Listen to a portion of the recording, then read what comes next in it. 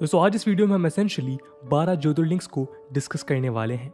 इन शिवलिंग का संबंध हिंदुइज्म के लॉर्ड शिवा से है, जो हिंदू बिलीफ के मुताबिक सबसे इंपॉर्टेंट गॉड्स में से एक है। हिंदुइज्म के 3 मेन गॉड्स हैं, ब्रह्मा, विष्णु और शिवा यानी महेश। ऐसा माना जाता है कि ब्रह्मा यूनिवर्स के क्रिएटर हैं, विष्णु प्रिजर्वर हैं और शिवा रिक्रिएशनल अटेम्प्ट के लिए यूनिवर्स को डिस्ट्रॉय करने के लिए जिम्मेदार हैं। हिंदू बिलीफ के मुताबिक डिस्ट्रक्शन और रिक्रिएशन की उनकी पावर इल्यूजन्स और इम्परफेक्शंस को दुनिया से डिस्ट्रॉय करने का काम करती हैं। इन पावर्स का यूज शिवा कंस्ट्रक्टिव तरह से करते हैं। दोस्तों माना जाता है कि शिवा अनटेम्ड पैशन रखते हैं और इसे वो एक्सट्रीम बिहेवियर्स तक पहुंच जाते हैं। उन्हें क्रोध यानी गुस्सा भी आता है, पर वो मोहित यानी प्रेम से भी जल्द प्रभावित होते हैं। बिलीफ के मुताबिक उन्हें संभालने के लिए उनकी पत्नी पार्वती हैं। दोनों की रिलेशनशिप एक बैलेंस लेकर आती है। शिव क्रोधित भी होते हैं और एक प्रेमी भी हैं। और हिंदू बिलीफ के मुताबिक कई इवेंट्स और स्टोरीज हैं जो पुराणों और कथाओं में बताई जाती हैं। हिंदूज का एक सेक्शन है जो शैवियत नाम से जाना जाता है। इस सेक्शन के प्राइमरी गॉड लॉर्ड शिवा हैं। आज दोस्तों इस वीडियो में हम शिवा का प्रेजेंस और सबसे इंपॉर्टेंट 12 शिवलिंग्स को डिस्कस करेंगे। नमस्कार दोस्तों, मेरा नाम है आदर्श और स्वागत है आपका स्टडी IQ में।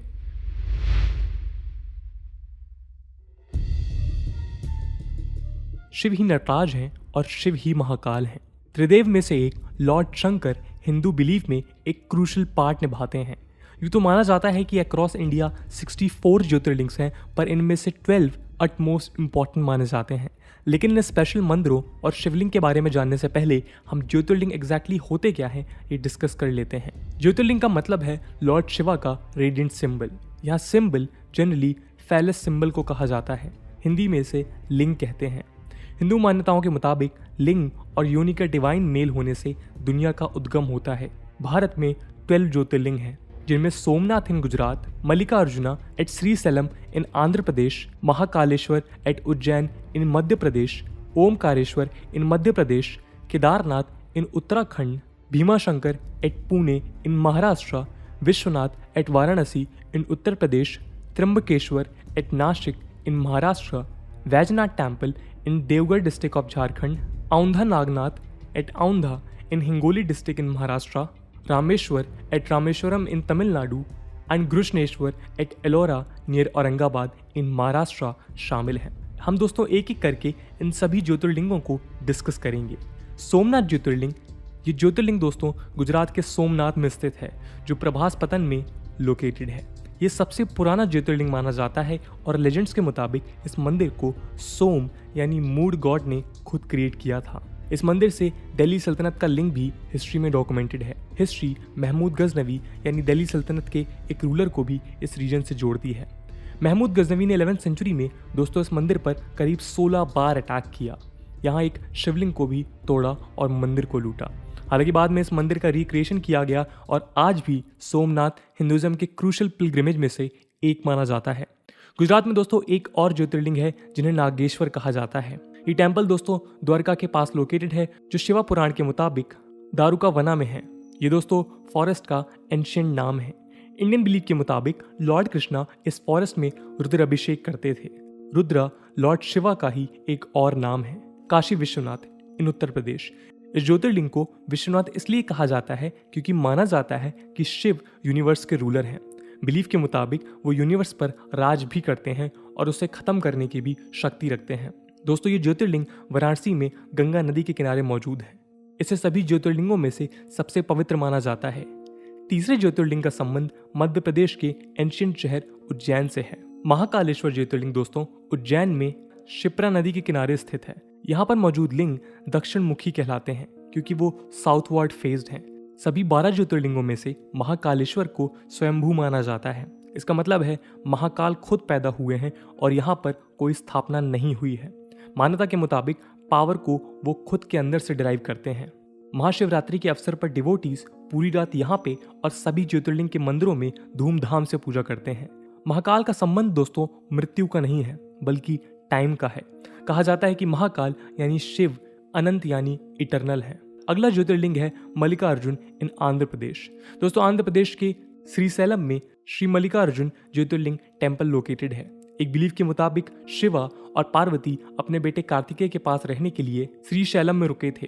कार्तिकेय ने माउंट क्रवंजा पर अकेले रहने का प्रण लिया था। इस ज्योतिर्लिंग को दोस्तों एशिया में फैले हुए 275 पादल पेत्रा स्थलम यानी 275 डिवाइन प्लेसेस में से एक है। ये शिवाइट डिवोटीज के लिए क्रूशल पिलग्रिमेज है। ओमकारेश्वर महाकालेश्वर के बाद दूसरा ज्योतिर्लिंग है जो मध्य प्रदेश में है। ये ज्योतिर्लिंग नर्मदा रिवर में मौजूद एक रिवर आइलैंड मनदता पर लोकेटेड है। ओमकारेश्वर नाम दोस्तों आइलैंड के शेप के ऊपर दिया गया है जो ओम की तरह नजर आता है। यहाँ लॉर्ड शिवा के 2 मंदिर हैं, एक ओमकारेश्वर यानी लॉर्ड ऑफ ओम और दूसरा अमरेश्वर यानी इमोर्टल लॉर्ड। इसके बाद दोस्तों एक ज्योतिर्लिंग है जो विजिटर्स के लिए मोस्ट डिफिकल्ट माना जाता है। ये है उत्तराखंड में केदारनाथ ज्योतिर्लिंग। दोस्तों ये वही केदारनाथ ज्योतिर्लिंग है जहाँ 2013 में बादल फटने से नेचुरल डिजास्टर अब तक जहनों में जिंदा है। इस डिजास्टर में करीब 6000 लोगों की डेथ हुई थी। इसके अलावा इकोलॉजिस्ट चंद्र प्रकाश काला बताते हैं कि स्ट्रेटजी से $285 मिलियन वर्थ रोड्स और ब्रिजेस, $30 मिलियन के डैम प्रोजेक्ट के साथ साथ स्टेट टूरिज्म को $195 मिलियन का नुकसान हुआ था। दोस्तों केदारनाथ ऋषिकेश उत्तराखंड से भी 3583 मीटर की ऊंचाई पर लोकेटेड है और एक्सट्रीम वेदर कंडीशंस के कारण ये साल में केवल 6 महीनों तक ही एक्सेसिबल रहता है।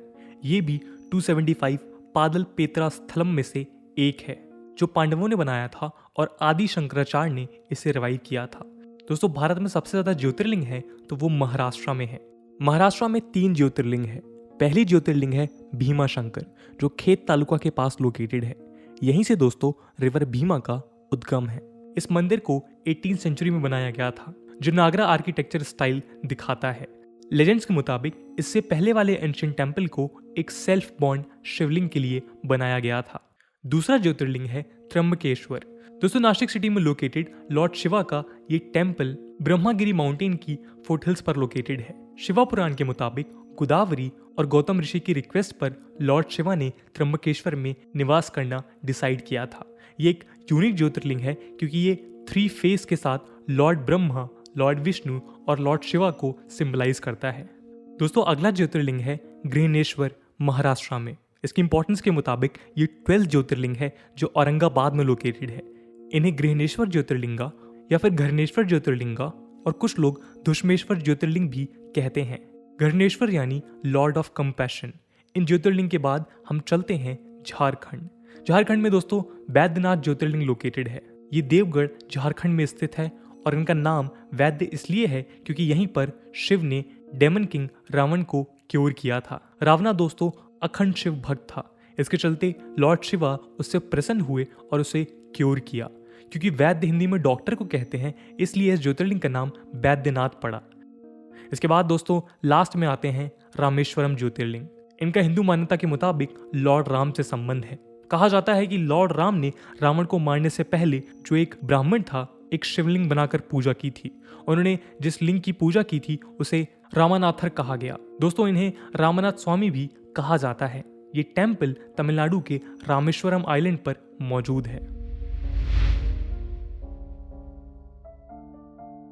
दोस्तों हिंदू बिलीफ के मुताबिक यूनिवर्स हर 2 अरब 160 करोड़ साल के बाद रीजनरेट होता है।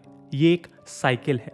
Shiva according to the Hindus destroys the universe. इसके बाद वो उसे नई तरह से बनाने के लिए ब्रह्मा को देते हैं। दोस्तों शिव की हजारों डेफिनेशंस हैं और कई रूप हैं। उन्हें एक तरफ किसी इंटेलिजेंस और प्लेजर से दूर बताया जाता है, एक तरफ क्रोधी बोला जाता है और मान्यताओं के मुताबिक उन्हें evil spirits, ghost, thieves, villains और बेगर्स का लीडर भी कहा जाता है। शिव योगीज और शाइविज्म सेक्शन के महत्वपूर्ण भगवान हैं। वो हिंदुइज्म के सेक्रेड टेक्स्ट यानी वेद के प्रोटेक्टर भी हैं और क्योंकि शिव को निराकार यानी विदाउट शेप कहा जाता है उनके लिंग की पूजा की जाती है। लिंग यानी संस्कृत में सिग ये डिस्टिंग्विशिंग सिंबल को कहते हैं। हिंदुइज्म में ये शिव को सिंबलाइज करता है और एक तरह से जनरेटिव पावर का एम्बलम है। ये दोस्तों लॉर्ड शिव के मंदिरों में हर जगह देखने को मिलते हैं। भक्तों द्वारा लिंग को सजाया भले ही जाता है पर ये एक डिस्टिंक्टिवली एनिकॉनिक है यानी लिंग के द्वारा किसी भी तरह का कोई सिंबॉलिक या सजेस्टिव रिप्रेजेंटेशन होता नजर नहीं आता है। ये जनरली डिस्क शेप्ड और लिप्ड योनि के ऊपर होते हैं जो गॉडेस शक्ति का साइन माना जाता है। शक्ति ही गॉडेस पार्वती हैं। एंशिएंट संस्कृत टेक्स्ट यानी महाभारत और पुराणों के मुताबिक नैरेटिव्स में पाया जाता है कि लिंग लॉर्ड शिवा का फैलिस यानी पीनिस है। हिंदू इस तरह से लिंग और योनि के संगम को मेल एंड फीमेल प्रिंसिपल्स के यूनियन का सिंबल मानते हैं और इससे एग्जिस्टेंस की टोटलिटी समझते हैं। दोस्तों, मैं आपसे आज पूछना चाहता हूं कि शिव पुराण से या भगवान शिव की कथाओं से ऐसी कौन सी सीख है जिसने आपको जीवन जीने के लिए प्रभावित किया है। कमेंट सेक्शन में ज़रूर बताइएगा। आज की वीडियो के लिए इतना ही। आई होप आपको वीडियो पसंद आई होगी और अगर पसंद आई है तो अपने दोस्तों के साथ शेयर करना मत भूलिएगा। हम मिलते हैं अगले वीडियो में, तब तक के लिए जय हिंद, जय भारत।